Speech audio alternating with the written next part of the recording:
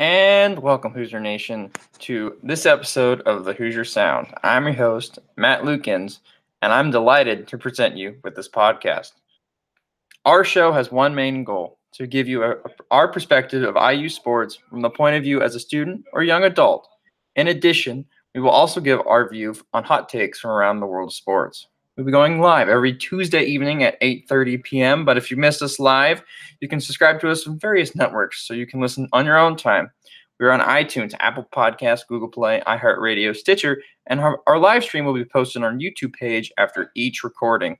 All you have to do is search for the Hoosier Sound wherever you listen to podcasts and just hit subscribe. It's simple, easy, and it would mean a lot to us if you guys hit that subscribe button for us. Social media is giant for us, so we will post updates on Facebook and Twitter and all over the place to make sure you guys keep updated with us. Make sure you give us a like and a follow as well as subscribe on our YouTube account. All the information is in the description down below. You can also check out our website, thehoosiersound.com, to find out all of our information in one place. On our website, you can now be on the lookout for new blogs and articles we're putting up every once in a while, so make sure to follow us on Twitter to get updates on when we're posting those.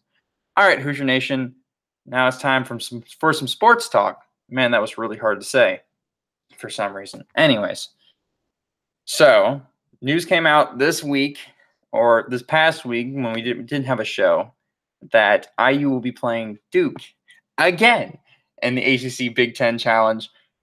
I know when it first came out, I made a sarcastic remark on Twitter about how there's other people in the ACC other than Duke and North Carolina, which is a fair point, by the way. But I think now, with more time to think about it, that it's a really good thing that we keep getting UNC and Duke. And that means that our national brand is very strong, which means that people look at that matchup and go, that's the marquee matchup out of all the matchups possible from the Big Ten ACC. That means we're more lovable than Michigan State against Duke, which is always a great matchup, but it means also we're more liked than Michigan State UNC, because we had UNC a couple of years ago. So I think it's a really good sign in the way that things are going for IU, and I think it's also a really good sign in what other people outside the program think IU is going to be doing next year. They think that a good game would be us going to probably the number 1 or number 2 preseason ranked team in the nation, and going and visiting them and playing them on their home court. I think that that's a good sign that not only things next year are going to be great, but maybe things for the future of IU, in the eyes of the ACC and the Big Ten and everyone else who actually is in the know, that they have they have really good opinions on and ideas of where we're going, and I like their ideas of what they think IU is going to be doing in the future. And then as our non-conference stands as of now, according to Inside the Hall, we have Marquette at Assembly Hall on November 14th. The game for Duke will be probably the 27th or 28th. So expected around then. It's going to be in Durham. But you have Marquette coming to Assembly Hall, which is a very good game. Marquette's a nice young upstart team. They really are making some strides, even in recruiting. Like, they're making top tens of people that I didn't think that they would be making. So, I mean, I think it's a good sign for their program that, you know, they're in the final 5 or 6 for DJ Carton, and they're in the final 5 or 6 for Matt Hurt and a bunch of other players all across the country, like top players for next year, wanting to come and actually looking at Marquette. So, way to go, Marquette. They're not going to be as good as us this year, so I feel like that should be a pretty decent win. But, I mean, who knows? We also have Louisville. Louisville will be coming to Assembly Hall. I think They're going to be down next year as well. I don't think they're going to be as good as they were last year or even the year before that.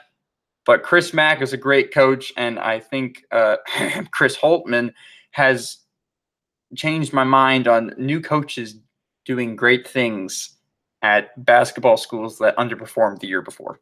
So I'm going to withhold my statements about Louisville's dead until Chris Mack gets a bunch of really good recruits and Louisville's back. But next year we shouldn't have to worry about them too much, but they'll be a decent test. So that'll be fun to play them. And then, of course, we have the Crossroads Classic in Butler. Well, not in Butler. At Bankers Life Fieldhouse playing Butler. It's basically a Butler home game, let's be honest. It's in Indy, but it's also an IU home game because it's in Indiana. So that should be a good matchup. Butler is going to be really good next year, I think. They'll be one of the 4 or 5, 6 contenders in the Big East, especially with Villanova being down. I think that league is as wide open as it's been in 4 or 5 years now. So that'll be great. And then, of course, Big Ten schedule. We're playing Michigan twice, Michigan State twice, Purdue twice. We play Maryland, Minnesota, Wisconsin, Ohio State once. I think next year's going to turn out to be really good. I think there's about 5 or 6 or 7 marquee games in there. That includes the Big Ten season. And I think 3 games from our 4 games from the non-conference are marquee games. I'm looking at the Marquette game, probably going to be like a late game, so that'll be good. Get good TV coverage. Obviously, the Duke game is going to be national coverage at Duke. Assembly Hall, Louisville game. I believe that'll be national coverage, and then the Crossroads Classic is always national coverage.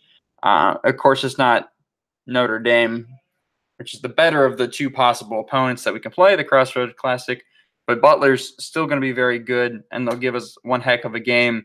And I think we get a good mixture of opponents from these games. Duke's going to be a national title contender. Louisville's going to be a rebuilding but still very, very talented and upstart team. Butler's going to be a scrappy team like they always are. And Marquette's a 3-point shooting. They throw up 3-pointers almost as much as anybody in the country outside of Villanova. So they're all different. They play a lot different styles of basketball, and that's really good when you play a bunch of different teams. It gets your team prepared for the future. And so with that being said, that's it for IU basketball. I hope that we have more news coming soon about recruits committing, because it was just about this time, or maybe a little bit, a month and a half away from when the recruits started coming in last year. I would like them a bit sooner because I want to see who we're getting next year. But I mean, we'll see. But it's going to be, I think it's going to be a slow summer, and that's good news because I don't want coaching changes. I don't want players getting arrested. I don't want any problems. A slow summer is fine with me. And so moving on, in 10 days, the world's biggest sporting event starts. It's 10 days now. It might be 9 days. I don't know. Next week or next weekend, the World Cup starts, the FIFA World Cup. If you don't know already, I am a giant soccer fan. I'm really into the FIFA games, but more than just the FIFA games. Like, I actually watch soccer. So this is like heaven on earth for me. It's just a month straight of just getting up and watching soccer games. And it's going to be in Russia, which means they're 6, 7 hours ahead, 8 hours ahead, which means, their 12 o'clock noon games are going to be 4 a.m. So when I wake up at 9 a.m. in the morning, I'm going to have soccer to watch until probably, 12, 2, 3 o'clock in the afternoon. And then for at least the next week, and hopefully the next week, the NBA finals go longer. And so then you have the NBA finals at night, and then you've got baseball. So usually the summer's dead, but it's the World Cup. It's one of the best events in all of world sports as it is. I think it's second to the Olympics in the size and the magnitude in which it is watched. So I thought that I'd give you guys a rundown since the United States didn't make it, which you can ask my girlfriend, but I almost threw my laptop across the room when it happened. But I am still very salty about. But that doesn't mean that this World Cup isn't worth watching. It absolutely is. Every World Cup is, and I think this year's World Cup has some of the best storylines from the past couple World Cups, like combined. Like, so the first one, I think everybody already knows them.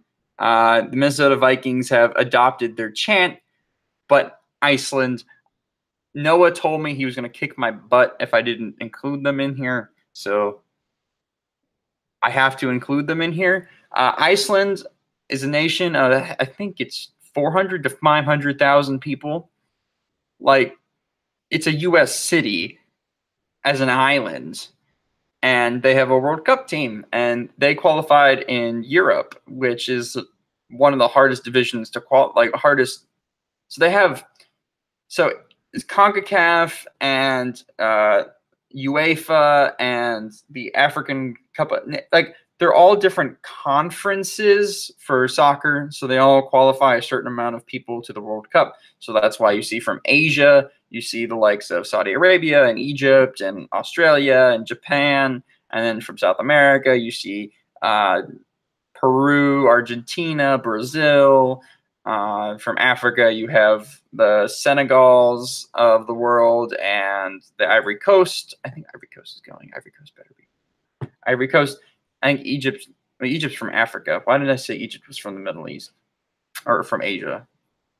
That's puzzling. Anyway, Africa, you have Egypt, and then of course from CONCACAF, the United States didn't make it, but 4 people did end up making it, and those 4 teams were Panama, Mexico.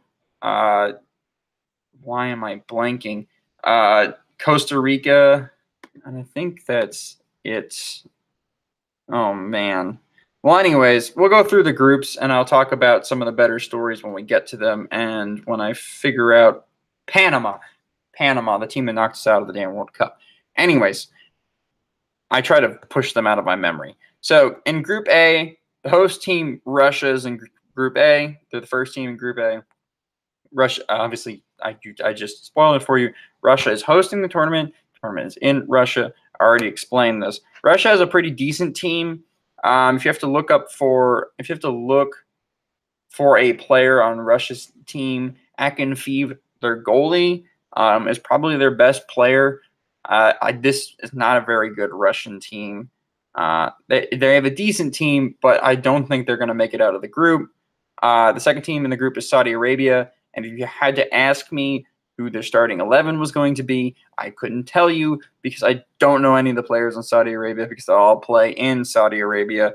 Actually, I can probably tell you one, but I'm blanking on his name right now. You know, you have those moments where you're supposed to know information to make you look smart, and then you sit there and you can't remember it. This is one of those moments. So Saudi Arabia is a fun story, but they're not going to make it out of the group. Another fun story, and probably one of the best stories of the entire World Cup, is Egypt. Egypt hasn't qualified in probably 20 to 30 years. And there's an entire generation of players that don't even know what it's like to be in the World Cup in Egypt. And they qualify for the World Cup. And they have one of the best players in the world currently on their team. They have Mohamed Salah, who plays for Liverpool. Go ask Zach Osterman of IU Insider for IndyStar on Twitter what he thinks of Mo Salah, because he's in love with the guy. He's one of the more lovable players on this planet. He's a lot of fun. He's always smiling. He got injured in the Champions League final against Real Madrid when Liverpool was playing Real Madrid. And he injured his shoulder, but it looks like it's possible he could be back for the first group game. So he won't miss anything. But I think at the latest he'll be back by the second group game. So he should be able to get 2 games in for Egypt. And I think they should be able to make it out of the group as the second team in the group. And then the first team in the group will be Uruguay. Uruguay has Luis Suarez, who's famously known for biting people. Also Edison Cavani of PSG. Muslera, their goalies from Galatasaray. Diego Godin and Jimenez, their center backs, are from Atletico Madrid. They're a very solid team from top to bottom. They're lacking in midfield, but they make up for that in attack and defense. So they should be very much of a counter-attacking team, and they'll be fun to watch. Of course, they're one of the more famous in the history of FIFA. Uruguay has, I think, 2 or 3 World Cups. So, I mean, they could challenge for it. I don't see them doing that. I don't see them making it past the round of 16, really. But, I mean, that could change. Moving on to the next group, I got Portugal, winner of the Euros 2 years ago. Cristiano Ronaldo plays for Portugal. I'm going to go on a hot take and say I don't think Portugal makes it out of this group. I think they're the 3rd best team in this group. Even though they do have Ronaldo historically hasn't been very good for Portugal. Even though he has a bunch of goals, he doesn't affect the game as much as he does on the club level for Portugal. And also, I just really don't like their team. Like, it's either Ronaldo carries them or Ronaldo doesn't show up and then they lose by 4 goals. And I think we all forget that at the Euros 2 years ago, they didn't score a goal in regular time, I think, from the group stages on. Like, they won all their games either in extra time or on penalties. So they were very lucky that they even made it that far. And then they won the final without Ronaldo. But they had a bunch of really standout performances from people who aren't even in the squad anymore. So I think they're a giant question mark, and I would not expect them to make it out of the group. Second team in Group B is Spain. Spain is, I think, one of the favorites for the tournament.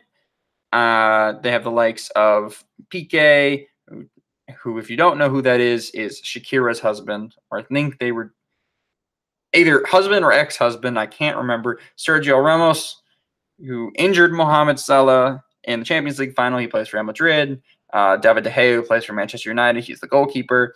Iniesta, Isco, a bunch of players from the Spanish league. They're going to be one of the best teams.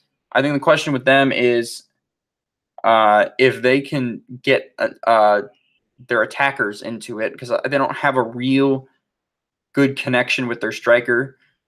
Diego Costa is a great striker at the club level, and he plays for Atletico Madrid. But he hasn't really played well for Spain. So, I mean, he's very unproven, but they should top the group pretty easily. They're the most complete team in this group. And then my surprise of the group is going to be Morocco. Morocco, again, another team from Africa. I think they will eventually knock Portugal out, and so they will be the 2nd team to move on from Group B. I just really like their squad. They're young. Mehdi Benatia plays for Juventus in Italy. Why did I say Italia? In Italy, plays for Juventus, was one of the biggest clubs in Italy, and he's going to be their rock solid defender. And I think they're one of the more complete teams, just talent-wise, from front to back, because at every position they have a very decent player. I forget his first name, but Ziyech. He plays for Ajax in the Netherlands. He's going to be one of their star midfielders. He might be one of the breakout candidates for this World Cup if Morocco end up doing what I think they're going to do and place 2nd in the group. And then poor Iran is the 4th team in Group B. They're not very good. Asia as a whole, because they add Middle East into the Asian Confederation, is not very good. Not as good as the rest of the confederations, so I don't see Iran winning like a single point. And if they do it, it's going to be against Portugal, because Portugal's not going to be able to score. Then moving on to Group C, we have France again. I'm going to go a little bit quicker now. France, one of the best teams in the tournament. Paul Pogba, you might know him. If you want a player to root for, Antoine Griezmann, their striker, is one of the more fun players to watch. He's short, runs around, likes to dance. So France has got a bunch of lovable players. They should top the group. Australia shouldn't win a game. Tim Cahill's on the team. He's like, God, he's got to be like 70 years old now. Not really. He's like 40 something. But I feel like he's gone to like 9 World Cups and probably just reads bedtime stories to all the rest of the Australian kids. But Australia shouldn't win a game and they should be knocked out. Peru, one of the best stories of the World Cup. They also, like Egypt, haven't been back in a while. And they don't really have a star. Like, they don't have a Mohamed Salah.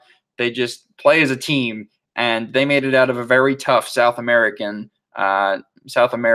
division. So I expect them to place second in this group and knock out the next people in the group, and the fourth people, which is Denmark.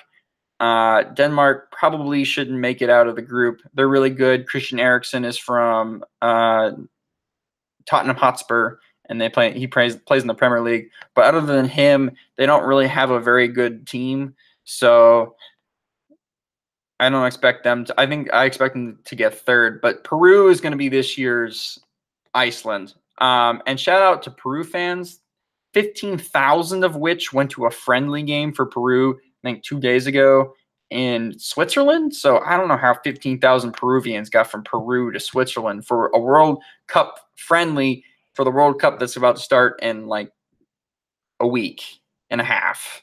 There's 15,000 people there. So expect them to bring the party to Russia.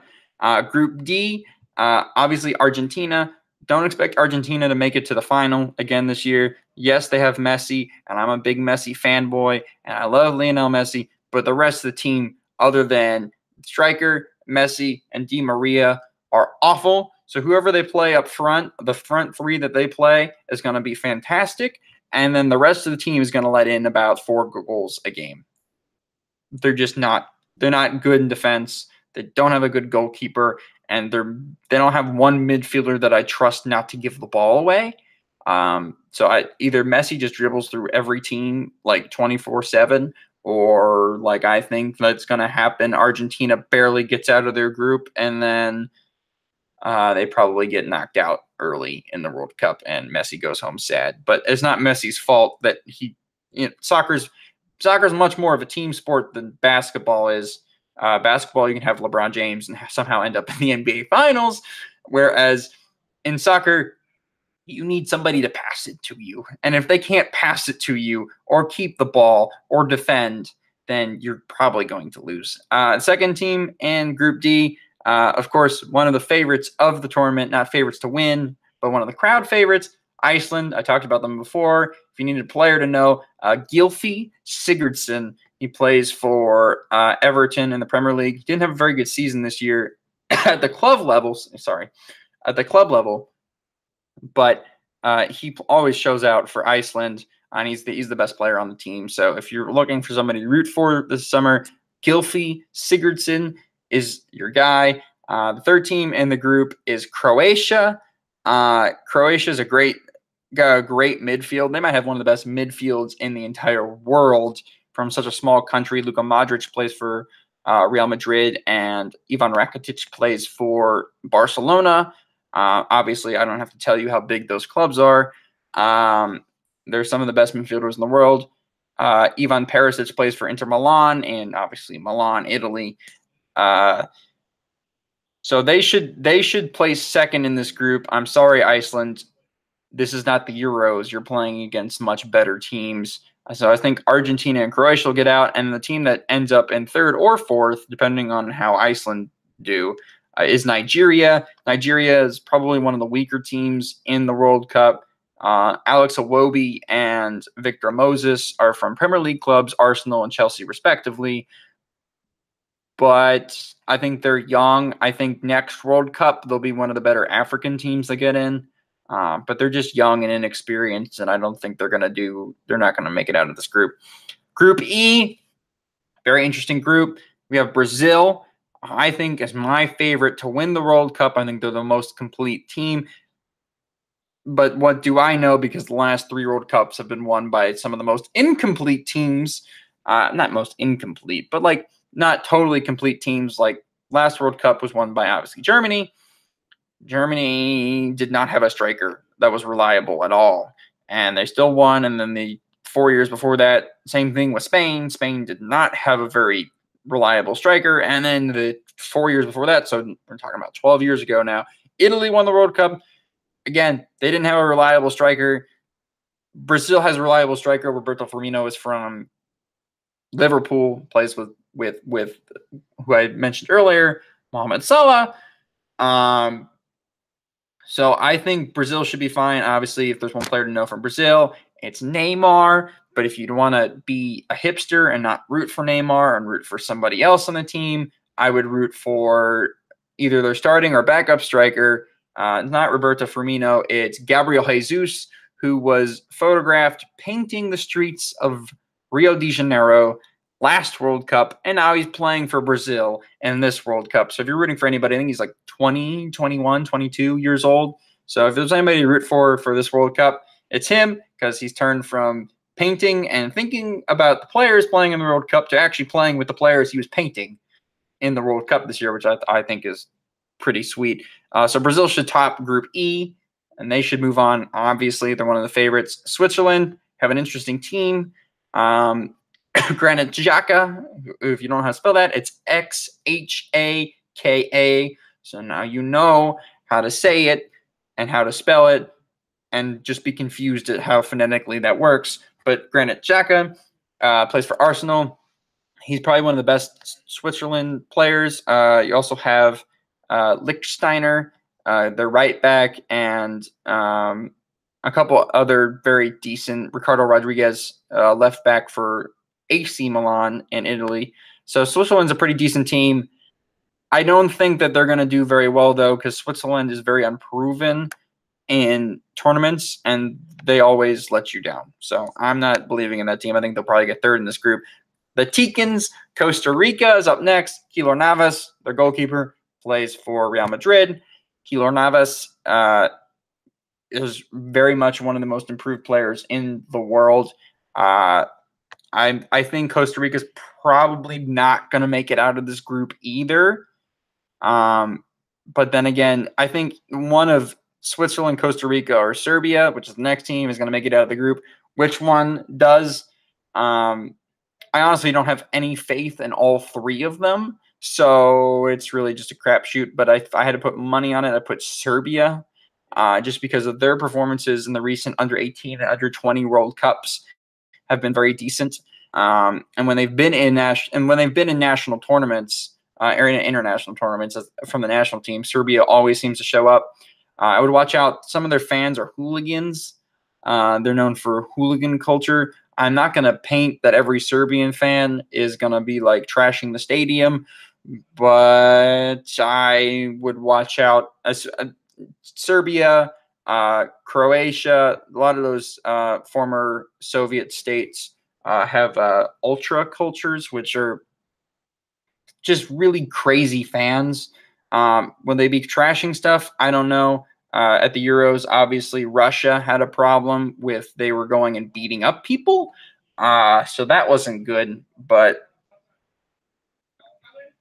I don't expect that to happen. It's the World Cup. But yeah, one is Switzerland, Costa Rica, Serbia. This is one of those things I can't tell you which one's going to make it out, because I don't which other two teams play worse than the other team. There you go. Some now you know knowledge. Group F. Oh my God, we're almost done here, guys. Group F is Germany, Mexico, Sweden, and South Korea. Germany obviously won the World Cup last year. Most notably, just left off Leroy Sané from Manchester City off their squad. That's how good their squad is. They should be one of the best. But I would watch out for Germany, and this is going to be a hot take, but Germany hasn't been in very good form lately. They obviously just left off one of their better players to bring on another player that's very young and unproven, and Julian Brandt. I'm going to go on a limb and say that if Germany doesn't win their first game, that Germany will end up being knocked out of the tournament early, or maybe even in the group stages. They won't even make it out of the group, which, again, sounds like crazy nonsense, because you probably just need to win one game and draw one game to make it out of this group if you're Germany. But I think confidence is low in their camp, and that anything can happen. It's the World Cup. And it's not like they have like title challengers in their group. They don't. But I could see Germany definitely getting a run for their money in this group, just because if they lose their first game. And the past World Cup winners have had trouble. I think Italy went out early when they won the World Cup, and then most notably Spain 4 years ago got knocked out in the group stages. So Germany better watch out. Curse of the returning World Cup champions.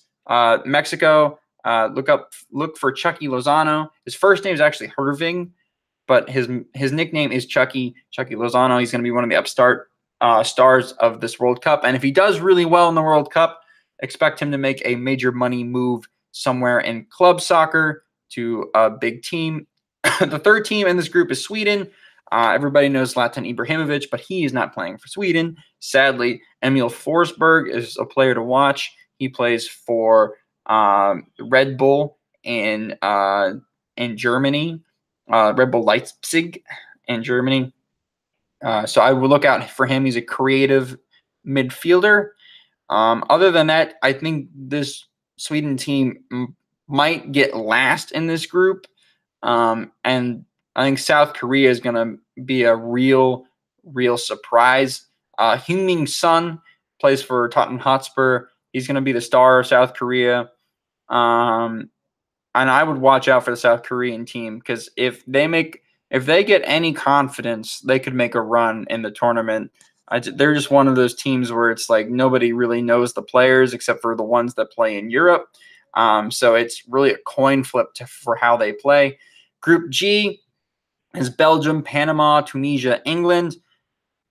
I expect England and Belgium to get out of this group, but it's England and it's Belgium. So they have proved me wrong before, but Tunisia probably shouldn't win a game. They're not very good. Panama will be lucky to win a game, but if they do win a game, it's going to be against England, because England's very inconsistent, and I don't really like this England team. Belgium, everybody says that they're the dark horse.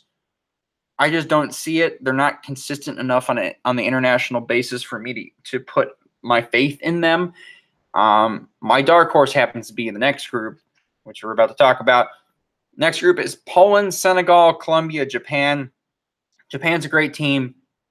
Probably won't win a game, just because this group is ridiculous. This is one of the harder groups. Poland, another very decent team. Lewandowski plays for Bayern Munich, and a bunch of Polish players play all over Europe. They're one of the more complete teams from back to front, because they have a very decent player at almost every single position. They should make it out of this group. Maybe.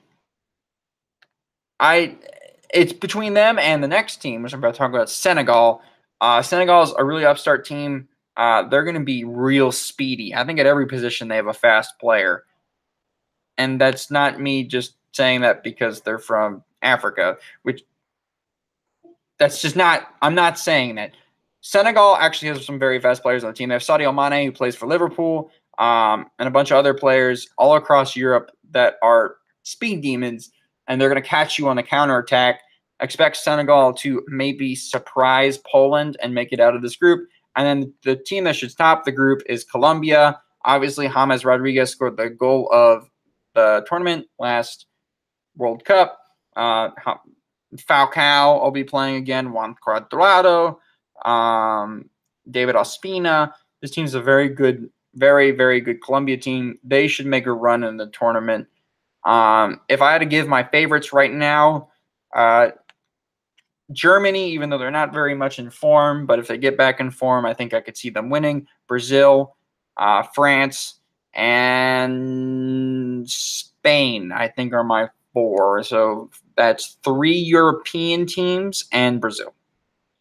So there you go. There's my World Cup preview. Every single team was covered. And so if you need to watch this back to know what players are who and who they are, and feel free to hit me up on Twitter. I'm Matt Lukens1 on Twitter. If you have any questions about anything going on at the World Cup, I'll probably be in the know. But yeah, so that's going to be the World Cup for the most part. All right, so that about wraps it up for our show of the Hoosier Sound. Thank you so much for joining us. And please feel free to add any suggestions in the comment section or contact us through our website. A reminder to follow us on Twitter at the Hoosier Sound, like us our Facebook page, as well as subscribe to our YouTube. If you enjoy the show, these are vital for receiving updates about our show. But you can also subscribe on Apple Podcasts, Google Play, iHeartRadio, Stitcher, and also check our Twitter. I think we got a couple more venues that we're out on. So check our Twitter for more information about that. Visit our website, the Hoosier Sound, to find all of our information regarding our podcast, and stay tuned for updates through our social media. Like I just said, our Twitter. As always, send us questions as the audience. Be sure to comment, chat, or send us a message at contact@thehoosiersound.com on what questions you have, and we'll get back to them. Or just add us on Twitter. It's the best way. Lastly, if you enjoy our show, leave us a review, tell a friend, share our links. It really helps to grow the podcast. But anyways, thanks for listening, Hoosier Nation, and we'll see you next time.